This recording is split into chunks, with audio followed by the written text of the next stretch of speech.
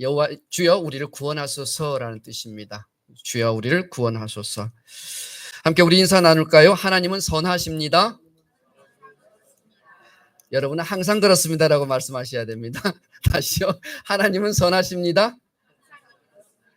God is good all the time. 함께 자기의 가슴에 손을 얹고 고백합시다. 하나님 사랑합니다. 주님 감사합니다. 성령님 환영합니다. 좌우에 앞뒤에 함께 또 인사 나누겠습니다. 당신은 하나님의 기쁨입니다. 주의 이름으로 환영합니다. 잘 나오셨습니다. 반갑습니다. 천국 가서도 뵙시다. 할렐루야. 아멘. 아멘.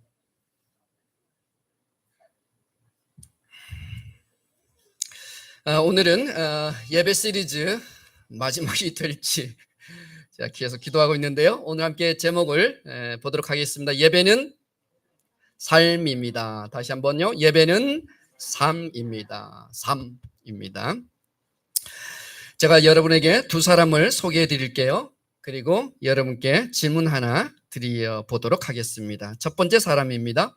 매주 예배에 빠지지 않고 헌금도 잘 하는 성도가 있습니다. 헌금의 액수도 어마어마하게 큽니다. 겉으로 볼 때는 흠잡을 데가 없어요. 그런데 그의 평일 엿새 동안의 삶을 가만히 들여다보면 직장에서는 불성실하고 부도덕한 행동을 하며 남에게 피해를 줍니다. 가정에서는 부모에게 불순종합니다. 분노와 무관심으로 가족들을 힘들게 합니다. 하나님을 생각하는 시간은 딱 요날, 요 시간, 1시간 뿐입니다. 두 번째 사람입니다. 형편이 어렵습니다. 가난합니다. 궁핍합니다. 그래서 많은 헌금을 드릴 수는 없지만 정성스럽게 형편껏 준비합니다. 그렇지만 그는 일상의 모든 순간을 하나님을 의식하면서 살아갑니다. 말씀 읽기와 매일 큐티와 기도로 하루를 시작하고 하루를 마칩니다. 말과 행동에는 하나님을 늘 경외함이 있습니다. 하나님 앞에서 정직하게 일합니다. 늘 솔선수범합니다. 성실합니다. 많은 사람들은 이 사람을 곁에 두고 싶어 합니다. 그 사람을 배우고 싶어 합니다. 그리고 그가 다니는 교회에 다니고 싶어집니다. 여러분, 하나님은 누구의 예배를 받으실까요? 첫 번째 사람일까요? 두 번째 사람일까요? 아무도 첫 번째 사람이라고 대답할 분들은 없을 거예요. 참 우스운 인위적으로 제가 만든 이야기이긴 한데, 그런데 이 이야기는 그 어떤 사람의 이야기가 아니라 오늘 저와 여러분의 이야기인 줄 믿습니다. 우리는 어떤 모습으로 예배 드리고 있습니까? 성경은 오늘 분명하게 우리에게 말하고 있어요. 4장 4절 한 번 더 보면 아벨과 가인이라고 하는 형제가 있었는데 아담이 낳은 자녀들이죠. 그런데 가인과 아벨이 각각 그의 소유물로 하나님께 예배드리는 이야기가 오늘 성경 창세기 4장의 본문이거든요. 그런데 보니까 하나님께서는 아벨의 제사는 받으셨는데 가인의 제사는 받지 않았대요. 구약시대 제사는 오늘날 예배라고 여러분 이해하시면 좋습니다. 가인의 예배는 받지 않으셨지만 아벨의 예배는 받으셨다는 거예요. 한번 4절을 다시 읽어볼까요? 여호와께서 아벨의 제물은 받았으나 가인의 제물은 받지 아니하였다. 맞나요? 틀리나요? 성경 봉독을 우리 원소의 난수님께 해주셨는데 여러분께서는 그때 뻘로 들으셨죠? 왜 그러냐면 이 성경 본문은 지금 제가 인위적으로 수정했거든요. 아벨의 제사와 가인의 제사만 이야기한 것이 아니라 하나님은 분명하게 우리에게 말씀하고 있는 본문이 있어요. 다시 한번 엔터를 눌러보세요. 아벨과 그의 제물, 가인과 그의 제물이라고 분명하게 말씀하고 있죠. 아벨의 제물과 가인의 제물이 아니라 아벨과 그의 재물, 가인과 그의 재물이라고 분명히 이야기해요. 다시 말씀드리면 하나님께서는 재물뿐만 아니라 재물을 드리는 사람, 그 사람의 존재, 그 사람의 삶, 그것을 분리하지 않고 동일시하고 있다는 사실입니다. 왜냐하면 그 사람이 드리는 재물에 그 사람의 마음이 담겨 있고 그 사람의 정성이 담겨 있고 그 사람의 한 주의 삶이 담겨 있기 때문에 하나님께서는 이 둘을 함께 받으시든지 받지 않으시든지 한다는 이야기입니다. 이것은 가인과 아벨의 이야기가 아니라 오늘 저와 여러분의 이야기가 되어야 합니다. 우리가 하나님께 드리는 11조, 감사 헌금, 주정 헌금, 선교와 건축 헌금들이 그렇지 않습니까? 한 달 동안 직장에서 일터에서 땀 흘려 얻은 소득의 10분의 1을 구별하여 11조로 하나님께 드리고 한 주의 은혜를 감사하여서 주정 예물로 드리고 건축과 선교에도 소망을 담아 예물을 드리지요. 하나님께 드리는 이와 같은 예물은 단순한 돈이 아닙니다. 세상에서 사용하는 돈의 가치와 결코 같을 수가 없습니다. 하나님은 그렇게 평가하지 않으세요. 그렇게 바라보지 않으세요. 자녀들이 부모님의 생일이 되어서 3만 원짜리 이쁜 파리바게트에서 케이크를 사가지고 생일 축하한다고 이렇게 선물했다고 생각을 해보세요. 그 선물을 받아든 부모에게 3만 원짜리 그 케이크 3만 원짜리겠어요? 지갑에서 꺼낸 3만 원과 바꿀 수 있을까요? 없지요? 우리가 하나님께 드리는 이 예물이 그와 같이 하나님께 올려진다는 것입니다. 하나님께 드리는 헌금은 매일, 매주, 매월 땀 흘리고 애쓴 내 삶이 고스란히 담겨 있습니다. 정성과 사랑의 고백이 담겨 있는 것이지요. 이번 주에 제 딸이 11조를 우리 교회에다 했어요. 저는 그 11조를 어떻게 마련했는지 다 알잖아요. 쉬는 시간, 학업 시간을 쪼개어서 더운 날 오고 가며 과외를 하면서 번 돈이에요. 과외 가던 길에 어느 날 자전거를 타고 가다가 털푸덕하고 넘어졌네요. 타박상을 입었어요. 상처가 났어요. 상처에 밴드를 붙이고 삐끗한 손목에 반기부스를 하고 그렇게 번 돈이에요. 부모로서 마음이 짠하죠. 그 돈을 어떻게 번 건지 제가 다 아니까요. 그냥 부모 마음 같아서는 내가 그냥 그걸 11조를 하나님께 제 딸 이름으로 드리고 싶을 정도였어요. 그런데 딸은 수입의 11조를 잊지 않고 하나님께 올려드린 겁니다. 지갑에서 빼내어서 드리는 10만 원과 같은 가치일 수가 없어요. 하나님께서는 11조 10만 원을 받으셨을까요? 그 마음까지 받으셨을까요? 하나님은 100만 원을 받으셨을까요? 삶 전체를 받으셨을까요? 만일 성경 말씀대로 온전히 그가 11조를 하나님께 드린 것이라면 그 수입의 전체와 또 그 마음과 그 아이의 한 달의 삶을 하나님께서 다 받으신 줄 믿습니다. 아즈카라, 우리는 한 웅큼 조금 하나님께 따로 구별하여 드린 헌금이지만 하나님은 그것을 기념물로 받으시고 전체를 받겠다고 말씀하십니다. 가인의 재물 이야기로 다시 한번 돌아가 볼게요. 하나님께서 가인과 가인의 재물을 받으셨어요? 안 받으셨어요? 그냥 쉽게 대답하셔도 돼요. 이제는 긴장하지 않으셔도 돼요. 가인과 가인의 재물을 받으셨어요? 안 받으셨어요? 안 받으셨어요. 왜 그러셨을까요? 첫 번째, 3절에 보니까 그 이유가 있어요. 가인의 재물은 그의 정성이 담겨 있지 않았기 때문이에요. 가인은 땅의 소산으로 재물을 여호와께 드렸다라고 하긴 했는데 그는 농사꾼이었거든요. 농사를 지었어요. 그러니까 한 해 동안 농사를 잘 지어서 얻은 수확물, 그것의 일부를 하나님께 따로 떼어서 드린 것 같은데 성경의 원어를 가만히 제가 들여다 연구를 해보니까 one of them, 그것들 중에 한 가지를 드린 거예요. 한 가지. 자, 농사를 짓는다 할 때 시골에서 농사 지으면 농산물이 한 가지가 나오나요? 두 가지가 나오나요? 여러 가지가 나오나요? 농사꾼이 부지런하면 부지런할수록 여러 가지 농산물이 소출이 되지요. 성경에도 여러 가지 곡식도 있고 보리와 밀과 같은 또 과일도 있었을 거예요. 무화과, 또 포도, 또 대추, 야자, 열매, 석류들, 채소도 있었을 거예요.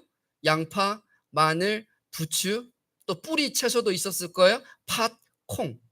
가인이 최소한 부지런히 농사를 지었다면 이렇게 여러 가지 농산물에 담아서 그렇게 종류별로 감사의 마음을 담고 하나님께 드린 게 아니라 one of them, 그것들 중에 한 가지만 드렸다는 것이에요. 우리가 추수감사절 때 요 앞에 강대상을 꾸밀 때도 여러 가지 과일들을 심지어 내가 농사 짓은 것도 아닌데 사다가라도 하나님께 올려드리잖아요. 가인은 그 많은 농산물 가운데 one of them, 한 가지만을 여호와께 드렸대요. 하나님께서는 그것을 받지 않으셨어요. 왜 이 가인이 드린 예물이 너무나 동기가 없고 무심하고 하나님께 형식적으로 드렸는지 아벨의 제사를 드린 이 제물을 보면 알 수 있어요. 아벨은 어떻게 제물을 하나님께 드렸냐 봤더니 4절에 아벨은 양의 첫 새끼와 기름으로 드렸다, 이렇게 되어 있거든요. 아벨은 목축업을 하고 있었어요. 가축을 길렀던 거죠. 그런데 아벨도 이제 하나님께 예배를 드리기 위해서 제물을 준비하는데 성경에 보니까 양의 첫 새끼와 기름으로 드렸대요. 양의 첫 새끼와 기름인데요, 이것도 히브리어 원어를 가만히 연구해 보니까요, 웬걸요, 양 한 마리를 드린 게 아니라 여러 마리, 복수를 쓰고 있어요. 그러니까 양의 첫 새끼들 중에 아주 토실토실하게 이쁘게 살찐 좋고 좋은 것을 고르고 또 골라 구별하여 여러 첫 새끼를 잡은 거예요. 그때나 지금이나 마블링이 있는 고기가 맛있죠? 하나님께서도 기름을 좋아하셨던가 봐요. 기름은 되게 귀한 것으로 여겼대요. 고대 사회에서도.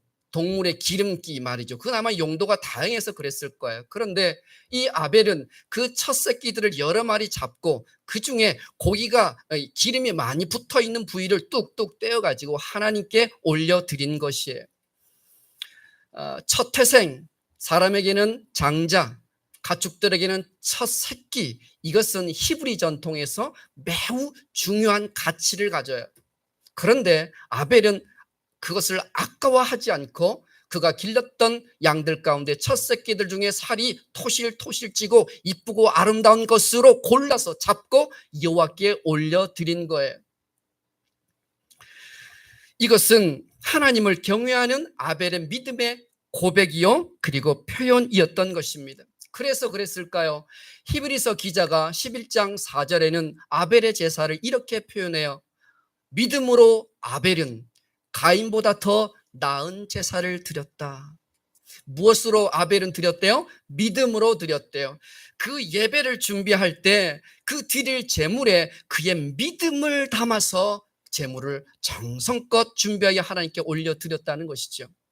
아벨의 믿음은 어떤 믿음이었을까요? 히브리서 11장 6절에 다시 넘어가 보면 이 믿음에 관한 이야기를 하고 있는데, 여호와 아버지 하나님께서 계신 것과 또 그를 열심히 찾는 자들에게 상 주시는 분이심을 믿어야 한다라고 이야기하고 있거든요. 그렇죠? 믿음이 없으면 하나님을 기쁘시게 할 수 없다고 이야기해요. 그래가지고 하는 이야기가 믿음이라는 것은 여호와께서 계신 것과 또 그 여호와를 쫓아 살아가는 사람들에게 보상해 주시는 분임을 너희는 믿어야 한다라고 말씀하는 것입니다. 아벨의 믿음은 바로 이와 같은 믿음이었어요. 이 예물을 정성껏 준비하여 여호와 하나님께 올려드릴 때 여호와께서 좋은 것으로 갚아주실 수 있음을 그는 믿었던 것이에요. 바로 그가 드렸던 믿음의 제사는 바로 그것이었고, 저와 여러분 안에 이와 같은 아벨의 믿음이 있게 되길 예수님으로 축복합니다. 아버지 하나님께서 지금 여러분의 좌우편에 앞뒤에 함께 계시고 임재하고 있다는 사실을 믿으시기 바랍니다. 그렇다면 그 하나님은 아벨 시대에 아벨과 함께 계셨던 그 하나님은 오늘도 지금 여러분의 자리 가운데, 여러분의 삶 가운데 영원히 지금도 함께 동일하게 계신 줄 믿습니다. 그렇게 살아계신 하나님 앞에 살아간 이 아벨은 하나님의 눈을 속일 수 없었던 것이에요. 그래서 하나님 앞에 정직하게 정성껏 그의 예물을 준비했던 것이지요. 그런데 가인은 하나님을 속였고 하나님 앞에 인색했고 대충대충 형식적으로 드렸다 이 말입니다. 두 번째, 가인과 가인의 제물을 받지 않은 이유 중에 정말 중요하고 강조하고 싶은 말씀인데, 가인의 제물을 하나님께서 받지 않으신 아주 더 근본적인 원인이 여기에 있는데, 가인의 삶이 악했어요. 5장 중반절에 한번 볼까요? 시작. 가인이 몹시 분하여 안색이 변하니 여호와께서 가인에게 이르시되 네가 분하여 함은 어찌 됨이며 안색이 변함은 어찌 됨이냐. 하나님께서 그렇게 말씀하고 계세요. 가인은 자기의 제사를 받지 않으시고 자기 예배를 받지 않으시는 하나님 앞에 화가 났어요. 얼마나 화가 났던지 하나님 앞에 안색이 변할 정도라고 말하고 있어요. 울그락불그락. 하나님을 얼마나 멸시했으면 하나님 앞에 분노하고 화를 내는 그 안색을 보였을까요? 피조물이 창조주 되시는 그 하나님을 멸시해도 유분수지, 이게 가당키나 한 표현입니까?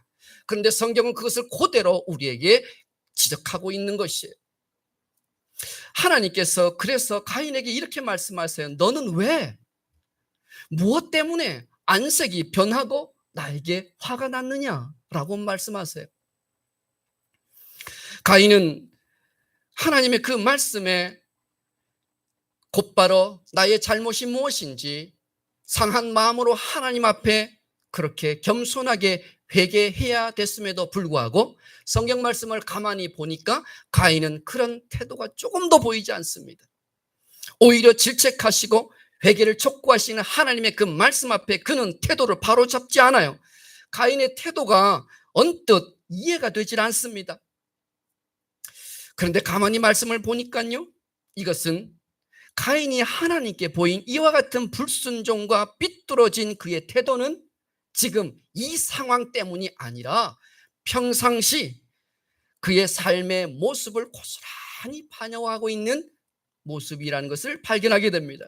두 가지 증거가 있어요. 첫 번째요, 하나님께서 7절에 이렇게 가인에게 말씀하시잖아요. 네가 선을 행하면 어찌 낯을 들지 못하겠느냐, 이렇게 말씀하세요. 다시 말하면 가인이 선하지 않다라고 지금 말씀하시는 거잖아요. 만일 네가 선하면, 만일 네가 옳게 행하면 어찌 내 앞에서 네가 얼굴을 들지 못하겠느냐. 지금 얼굴이 울그락불그락 하면서 그렇게 안색이 변해 있는 이 가인은요, 지가 무엇을 잘못했는지 이미 알고는 있어요. 그런데 그는 그의 삶을 고치지 않아요. 그의 태도를 고치지 않고 있어요.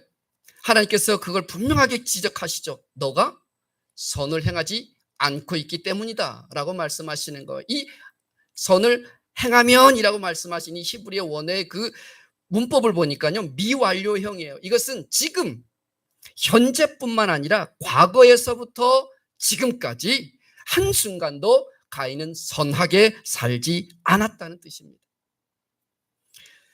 하나님께서 그것을 다 보셨고 다 알고 계셨던 거예요. 평상시 가인은 한 번도 하나님을 경외한 적이 없습니다.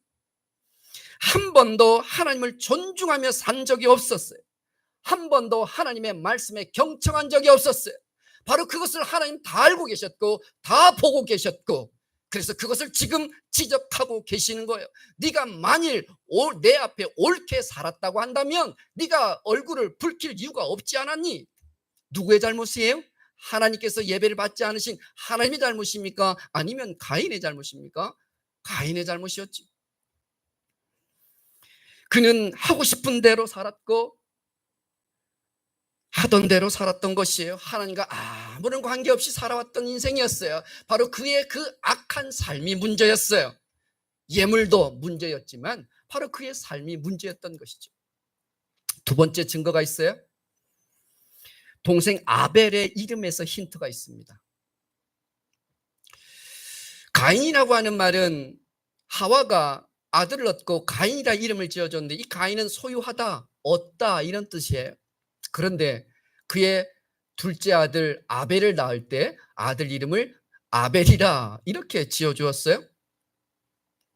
이 아벨의 뜻은 티끌, 먼지, 공허, 안개와 같다, 허무하다 이런 뜻입니다. 어떤 부모가 자기 아들을 낳았는데 아들의 이름을 참 공허하다, 참 허무하다, 이 먼지 같은 인생, 안개같이 언제 사라질지 모르는 이 인생, 이런 의미를 담아서 그 아들에게 이름을 지어주냐 말이에요.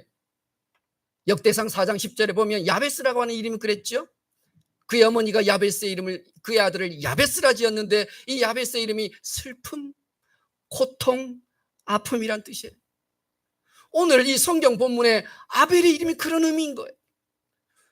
이것은 필시 이 아벨을 낳았던 아담과 하와의 이 부모의 사이에서 분명 필시 어떤 곡절이 있었음이 분명한 것이죠.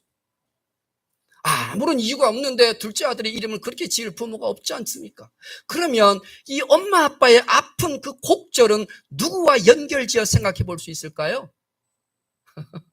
누구요? 금방 태어난 아이는 아닐 거 아닙니까? 그러면 먼저 태어난 가인이었죠.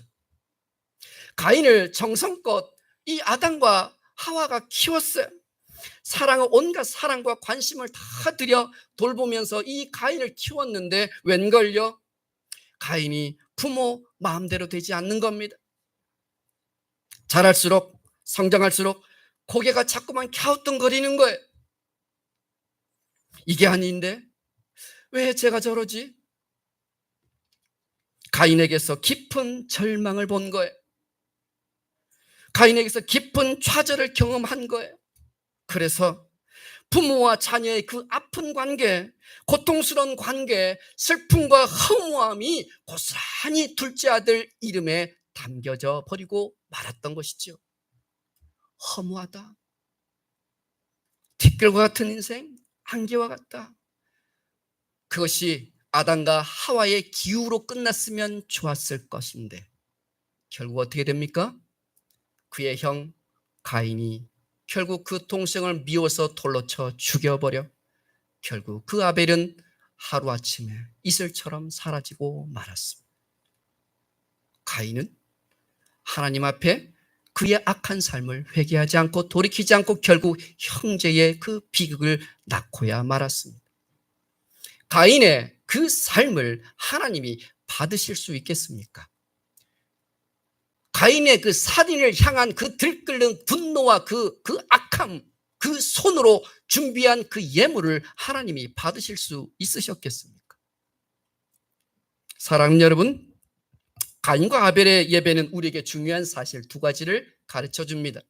첫 번째는요, 예배는 정해진 특별한 시간인 주일에 그리고 구별된 장소에서, 즉 이 예배당에서만 드리는 게 다가 아니라는 사실을 기억하셔야 합니다. 이것으로 예배를 다 드렸다, 한 주 동안에 해야 할 예배 다 이제 끝났다 라고 생각해서는 안 된다는 것이에요. 빌리그레암 목사님이 아주 유명한 말씀을 하셨어요. 예배의 시작은, 진짜 예배는 예배당 문을 열고 나가는 순간부터 시작된다. 여러분은 예배당 문을 들어오면서 예배가 시작된다고 생각하시고 예배 끝나고 제가 축도하고 아멘 하면 끝난 것으로 생각하시지만 아니요. 예배 시작은 예배당 문 닫고 나가는 순간부터 진짜 예배예요. 하나님 앞에 진짜 예배의 삶을 드리냐 드리지 않느냐가 아벨의 예배로 드릴 것이냐 가인의 예배를 드릴 것이냐를 결정하는 것이에요. 많은 성도들이 예배 드리고 나면 주님 여기 편히 계세요? 제가 열심히 살다가 다시 올게요. 그 예수님이 여기다 모셔놓고 그냥 가요. 엿새 동안 주님과 전혀 상관없이 살아가요. 그리고는 주일이 되면 또 다시 와서 여기서 예배 드린다고 앉아있죠. 주님은 주일날만 여러분 곁에 계시는 게 아니라 임마누엘 하나님이세요. 여러분과 함께 여러분의 삶의 자리 곳곳까지 함께 동거하시는 분이심을 믿으시기 바랍니다. 두 번째인데요, 우리가 드려야 할 예물은요, 헌금뿐만 아니라 엿새 동안 살아내는 믿음으로 살아내는 내 삶까지 함께 드려야 한다는 사실을 기억하셔야 합니다. 여섯 동안 내 맘대로 습관대로 편한 대로 사는 것이 아니라 구별되게 살아가야 합니다. 여섯 동안 옳게 살고 선하게 살고 의롭게 살고 진실하게 살아가야 합니다. 누군가가 지나가는데 갑자기 저에게 와서 목사님 아니세요? 저는 그분을 알지 못해요. 그런데 누군가가 쫓아와서 목사님이시죠? 라고 말씀하면 저는 참 기분이 좋습니다. 여러분을 알지도 못하는 누군가가 곁에서 다가와서 혹시 교회 다니시죠? 집사님이시죠? 권사님이시죠? 장로님이시죠? 라고 말씀한다면 여러분은 여러분의 삶의 현장과 자리에서 기꺼이 말씀으로 지금 예수님의 제자답게 살아내고 있는 것인 줄 믿으시기 바랍니다. 그것이 예배의 흔적이에요. 하나님은 그렇게 구별된 삶을 바라보고 계시는 것입니다. 가인의 삶을 다 보고 계셨던 그 하나님, 그를 한시도 놓치지 않고 바라보셨던 그 하나님이 오늘 저와 여러분의 가족과 또 일터와 직장에서 사는 삶을 동일하게 바라보고 계시다는 것입니다. 주님께서 우리에게 분명히 말씀하시는 너희가 세상 가운데 빛과 소금으로 살아라. 교회에서가 아니에요. 세상에서예요. 많은 성도들이 이 예배를 놓치고 있어요. 엿새 동안 삶으로 드리는 예배를 놓치고 있고 간과하고 있다는 것이에요. 우리가 오늘 회복해야 될 예배는 바로 이것입니다. 삶으로 드리는 예배. 그 삶이 여호와 하나님께서 받으실 만한 예배가 되게 살아내야 한다는 것입니다. 우리의 예배와 삶은 분리될 수 없어요. 예배와 삶이 분리되는 순간 우리의 예배는 입술로만 여호와 하나님을 찬양하는 타락한 예배가 되고 말아요. 그 예배가 누구의 예배였어요? 바리새인들과 사두개인들의 예배가 아니었나요? 그들은 입술로만 하나님을 공경하였고 마음은 내게서 멀도다라고 하나님 말씀하셨잖아요. 그들의 외식.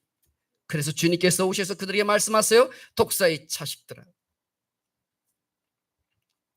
로마서 12장 1절에 우리가 한번 또 읽어보면 좋겠습니다. 시작. 그러므로 형제들아 내가 하나님의 모든 자비하심으로 너희를 권하노니 너희 몸을 하나님이 기뻐하시는 거룩한 산 제물로 드리라. 이는 너희가 드릴 영적 예배이니라. 너희의 몸으로 아버지께서 기뻐하시는 산 제물로 드리라고 말씀하고 있어요. 유진 피터스 목사님이 쓰신 메시지라고 하는 성경은 이렇게 번역해 두었더라고요. 한번 읽어보실까요? 아래 잘 보이시려나요? 시작. 그러므로 나는 이제 여러분이 이렇게 살길 바랍니다. 여러분의 매일의 삶, 일상의 삶, 자고 먹고 일하고 노는 모든 삶을 하나님께 헌물로 드리십시오. 아멘. 로마서 12장 1절에 있는 말씀을 유진 피터스 목사님 이렇게 번역하셨어요. 참 리얼하죠? 여러분의 매일의 삶, 여러분의 일상의 삶, 자고 먹고 일하고 노는 모든 순간순간 여러분이 살아내는 그 모든 365일 24시간을 하나님께 헌물로 드리십시오. 그것은 여러분의 것이 아니라 하나님의 것이라고 말씀하고 있어요. 어떻게 하면 우리 삶으로 예배를 드릴 수 있을까요? 어떻게 하면 매일의 삶, 일상의 삶을 여호와 하나님께서 받으시는 그 봉헌물로 그렇게 드릴 수 있을까요? 오늘 저는 마지막으로 에베소서 5장 2절 말씀으로 여러분께 권면해 드립니다. 예수님의 사랑 가운데서 행하면 그러면 우리는 우리의 몸으로 산 제사를 드릴 수 있으며 영적인 예배를 하나님 앞에 매일 매순간 일상을 드릴 수 있다는 것입니다. 에베소 5장 2절 말씀 한번 읽어보실까요? 시작. 그리스도께서 너희를 사랑하신 것 같이 너희도 사랑 가운데 행하라. 그는 우리를 위하여 자신을 버리사 향기로운 제물과 희생 제물로 하나님께 드리셨느니라. 그리스도께서 너희를 사랑한 것 같이 너희도 그 사랑 가운데서 행하라. 이렇게 하면 우리의 몸으로 우리의 삶으로 하나님을 예배할 수 있게 된다고 말씀하고 있습니다. 그리스도께서 어떻게 우리를 사랑하셨나요? 십자가의 사랑으로 끝까지 우리를 포기하지 아니하시고 사랑하신 그 사랑 말이죠.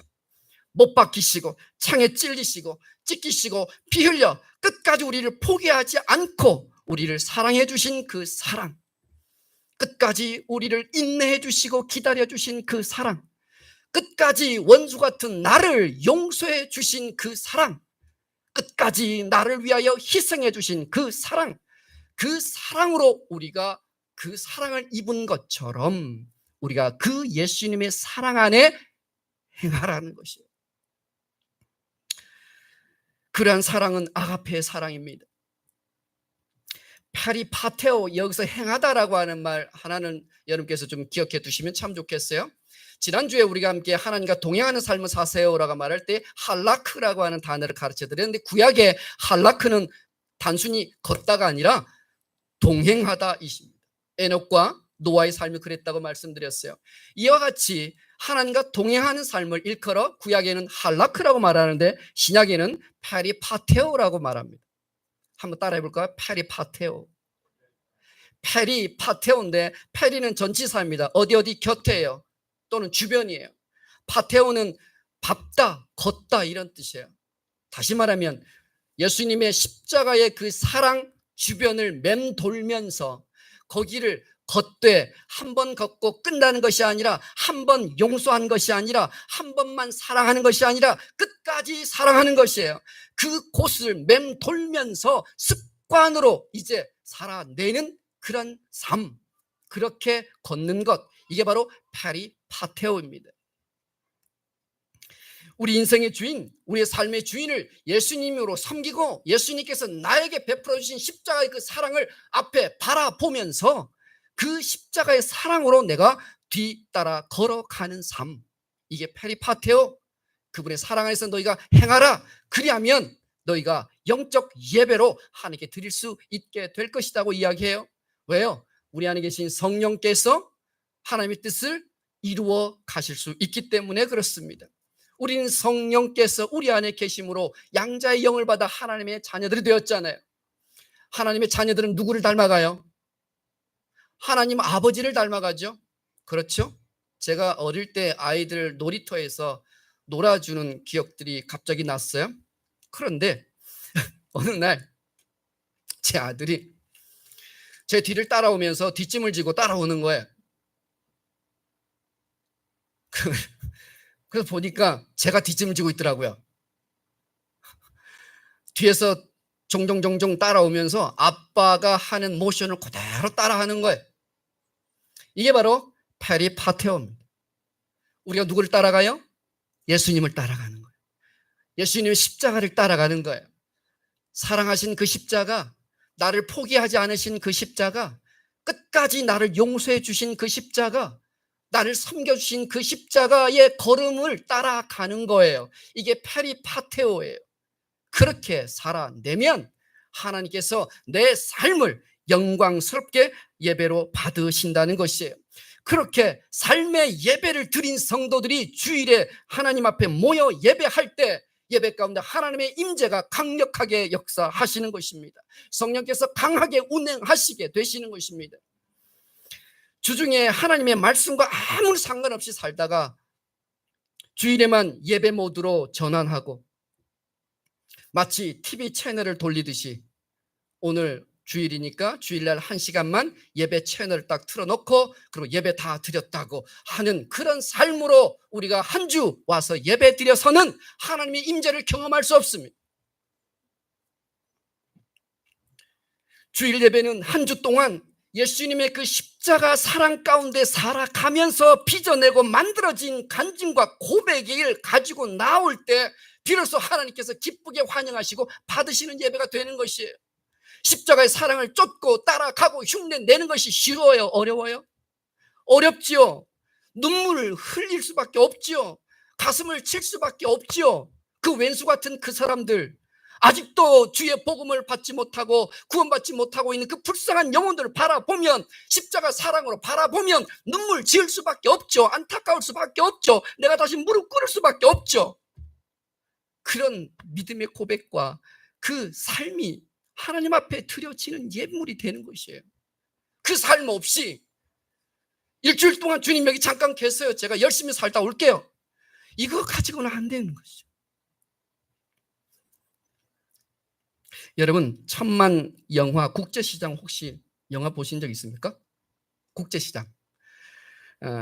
황정민 씨가 덕수 이제 주인공 역할을 하는데 제일 마지막에 그 눈물시울을 막 뜨겁게 이렇게 눈물을 막 자아내는 그 대사와 장면이 있어요. 가족들이 이 덕수라는 인물은 평생 가족들을 위해서 아버지의 부탁을 지키기 위해서 아버지와 한 약속, 가족들을 책임져라. 가족들의 행복을 위해서 평생 자기 인생은 없어요. 이 덕수라는 사람은. 독일 광부까지 하고 베트남 전쟁까지 참여하고 왔던, 그래서 모든 가족들을 정말 아버지와의 한 약속을 지키기 위해서 정말 불철주야 노력합니다. 몸이 부서지도록 일을 합니다. 그리고 아이들을 잘 키웠고 손주들도 봤어요. 그래서 어느 날 아마 제 기억에는 이 장면이 아마 생일이었든지 명절이든지 온 가족이 함께 이제 모였어요. 거실에서 왁자지껄 가족들은 막 행복하다고 그렇게 이야기를 하는데 이 덕수라고 하는 주인공은 슬그머니 자기 방에 들어옵니다. 그러고는 이런 고백을 하죠. 이만하면, 이제 아버지에게 하는 독백이에요. 하늘나라에 계신 아버지에게 하는 독백이에요. 이만하면 내 잘 살았지에. 경상도 사투리인데 이게 잘 안 돼서 죄송해요. 근데 내 진짜 힘들었거든요 하면서 이 덕수가 눈물을 쭉 흘려. 고단했던 자기 인생, 그 굴곡졌던 인생이 한 번씩 쫙 지나갔겠죠. 그러면서 아버지와의 그 약속을 지키기 위해서 자신을 포기하고 살아온 덕수의 그 회한이 느껴지는 마지막 장면이 바로 이 장면이거든요. 이만하면 내 잘 살았지. 근데 내 진짜 힘들었거든요. 근데요, 이거를 하나님과 우리의 버전으로 바꿔보면 어떨까요? 하나님, 저 참 잘했지에? 한 주 동안도 참 잘 살았지에?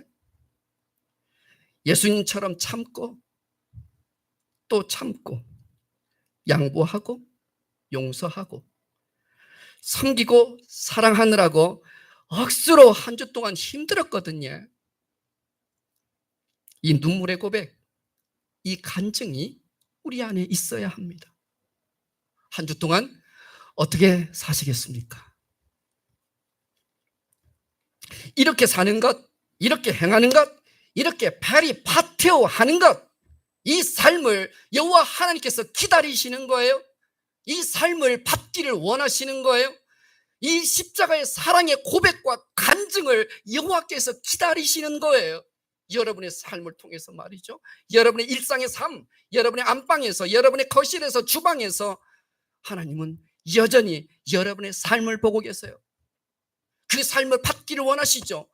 그리스도 예수께서 너희를 왜 끝까지 너희를 포기하지 않으시고 내어준 그 사랑으로 그 사랑을 따라 페리파테오 하면 이와 같은 삶을 살아낼 수 있을 거야. 그래서 정말 한 주 동안 십자가의 사랑으로 살아낸 몸부림친, 그래서 얻어낸 이 신앙의 간증과 이 고백들로 여호와 하나님께 올려드릴 때 하나님께서 얼마나 영광스럽게 우리의 예배를 받으실까요? 얼마나 기뻐하실까요? 저와 여러분 그런 예배자가 될 수 있기를 예수님의 이름으로